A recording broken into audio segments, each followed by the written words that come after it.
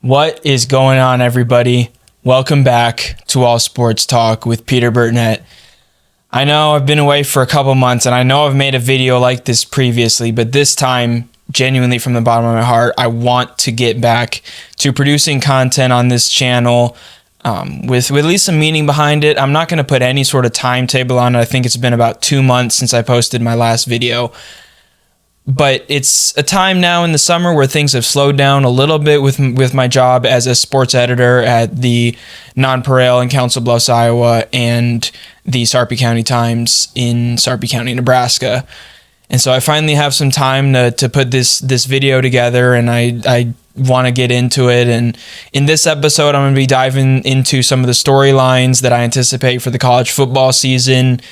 Because when this video is published, we are, believe it or not, 2 months away from the very first Saturday, the very first day of college football. And that first week is not loaded by any stretch of the imagination, but it will ramp up big time in week one. And I guess I'll maybe without further ado, just dive right into some of those matchups, or really one big matchup that I'm intrigued by in week one. I guess there is two.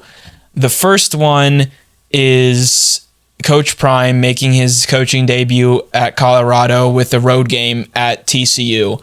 The Horned Frogs were last year's Cinderella team, obviously now without Max Duggan, and obviously a couple of other impact players who have gone on to the NFL now. But they had a special team, and they have a lot of talent returning to Sonny Dykes' team. And so TCU is certainly a team to watch. I think most people would expect them to have a drop-off to what they achieved last year. I mean, anything other than a trip to the college football playoff, really, I would consider to be a step down. But that team was incredibly special. So it'll be interesting to see if they can continue that. But the bigger story, of course, is Coach Prime at Colorado with the Buffaloes. It's a whirlwind around the Colorado football program right now, and it'll be very, very telling of what their future might look like in terms of how they handle it. And they have a tough test. Going down to Fort Worth is no easy task, and so opening up with that will certainly be an early wake-up call to see just how ready they are to compete this year. They've obviously brought in a lot of transfers led by Coach Prime, Deion Sanders' son, Shedeur Sanders, and by Travis Hunter. Those are the two leading guys. And I've dove into the Colorado in a separate video that I'm sure I'll either attach to this video or whatever in the description down below.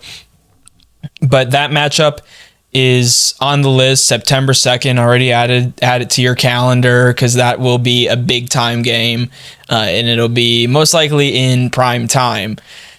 You had to get that little Coach Prime reference in there again. But the second matchup that I'm really intrigued by in week one is the matchup between LSU and Florida State. Two teams that had, I believe, both had 10 wins. FSU might have gotten an 11th win in there.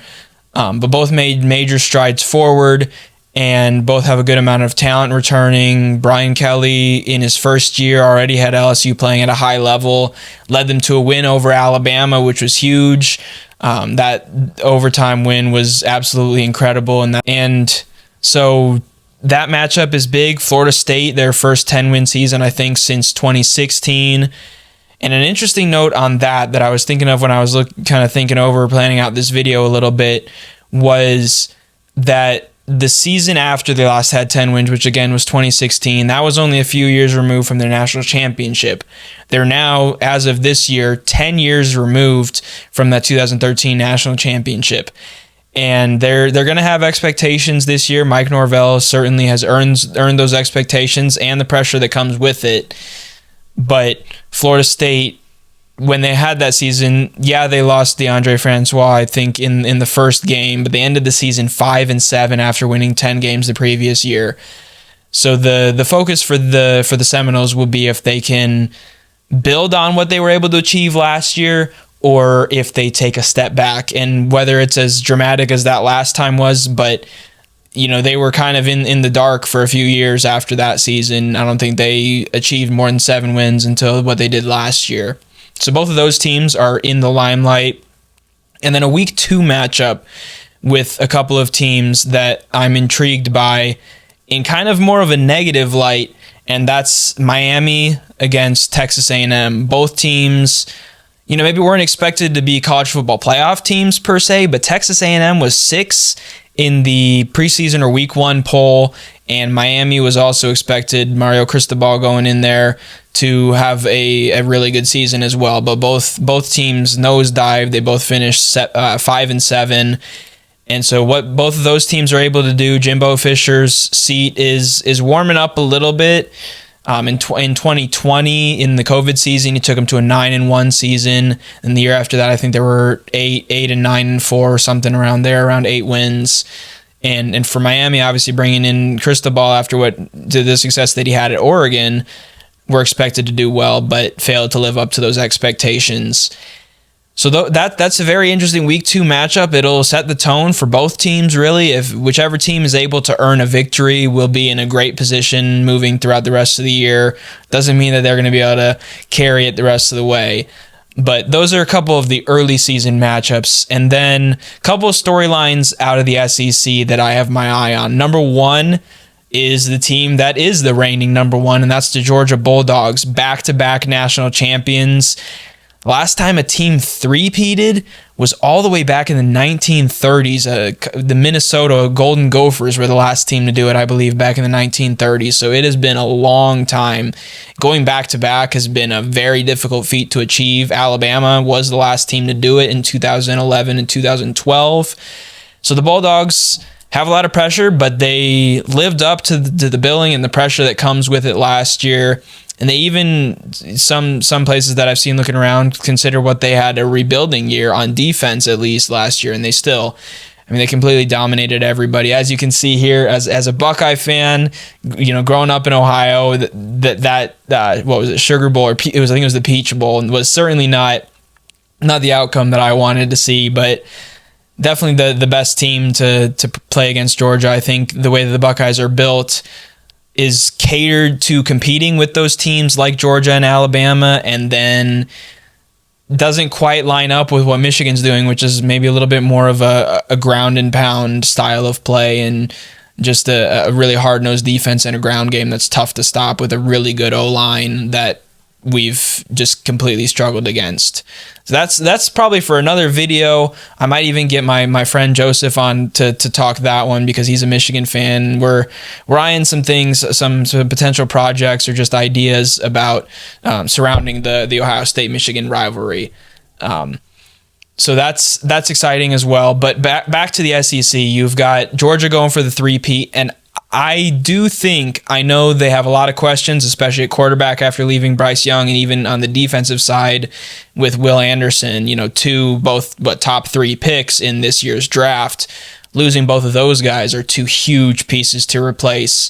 And they have some other questions as well. I think Jahmyr Gibbs was a great running back. They always tend to retool at running back and, don't really need to rebuild at that position. So the Crimson Tide will be fine there. But I think they're right where teams want them to be. Everybody's talking about Georgia and even Tennessee after the season that they had last year in the SEC. And you could argue LSU with what Brian Kelly was able to do. And nationally speaking, Colorado is giving everybody a little bit of time to be like, okay, the expectations aren't fully on us.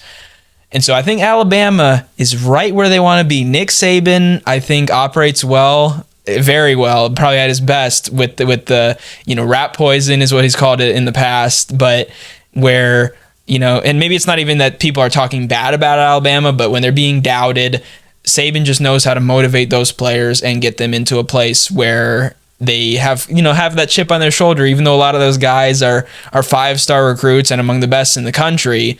And that's not to say that they can't have chips on their shoulders from experiences or even doubt even at that rating, but that'll certainly be very interesting just to keep an eye on what Alabama's able to do. Because another thing too, and this is why I kind of thought about it, was sure they lost 2 games, and by Alabama standard, they've missed the college football playoff 2 out of the last 4 seasons. But both of their losses last year were last second. You got the overtime 2-point conversion that LSU pulls in Death Valley, and that was their second loss. And their first loss, obviously, was the Tennessee Volunteers just being on a massive orange wave to just turn aside the Crimson Tide and get a game-winning field goal at Neyland Stadium. So both of those losses were on the road. They get both of those teams at home. They don't have Georgia on the schedule until obviously potentially an SEC championship game. And all around Texas, they get Texas at home, which was a tough matchup as well last year in Austin. So they get that at home. I think Alabama's in a prime position to potentially run the table up until the SEC championship game, as they've done a lot of times over the years. But I think they're in a great position. And then, so that's kind of my look at those teams. Kind of some big storylines, obviously, as well. You've got kind of the last of the normal and even a little bit of a shift into the new. You've got BYU, Cincinnati, Houston, and Central Florida, UCF going to the Big 12. So that's already shifting. And then you've got in that Big 12 conference, the last seasons for Oklahoma and Texas, something to keep an eye on this year. And so there's a lot going on. I didn't even talk about the Big Ten. I mean, it's probably a 2-horse race once again between Ohio State and Michigan, with that matchup being decided at the end of November, really probably to determine who's the Big Ten champ and who goes to the playoff. Although both teams could go again, who knows? It's certainly both teams are in a position to do so. And the Pac-12 too. Again, these are all things I'm probably going to dive into on different videos. It's tough to say that Colorado will already compete for the conference crown, but they'll certainly give teams tough tests. I'm sure they'll pile up some wins. They're not going to have a 1-win season again. Something would have to go horribly wrong for that to happen, considering all the talent that they're bringing in. But Washington, probably again flying a little under the radar now because of the hype that Colorado has built up. Oregon was, after that big loss to Georgia early in the season, was 7 points away from winning those two late games, 2 late losses to Washington and to Oregon State. And those Beavers are also a tough team. And so the Pac-12, I know people might be saying that the conference is dying, and on a national scale probably is. I didn't even mention USC, probably the best player in college football, Caleb Williams at quarterback. And so with both of those teams, USC and UCLA leaving for the Big Ten. So a lot is going on this season in college football. It's kind of the last chapter of what has been college football for the last decade and a half since the last realignment, as we shift into a new future with a lot of exciting things going on. And 2 months away from the start of the college football season, it is approaching quickly. It's definitely personally my favorite sport to watch, even over the NFL, over baseball, which I grew up watching, even over soccer, which is a sport I've grown to appreciate a lot more. But exciting things are coming this season, and I know I'm going to dive into the sport a lot more, especially over these next 2 months. And that's the one thing I'm looking forward to. Is I started my channel last year just in time to break down the college football playoff semifinals, preview the championship game a little bit, and react to that. I started at the very beginning of this year.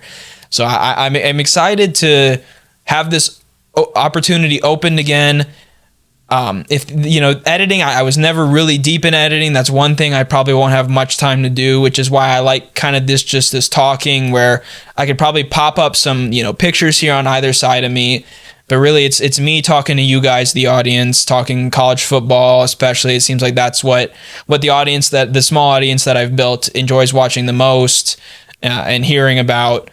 But that's not to say that I won't talk about other sports, because I do want to stick with that all sports talk branding. But if you stuck around to this point in the video, thank you so much for watching. I hope you'll stick around for this return journey.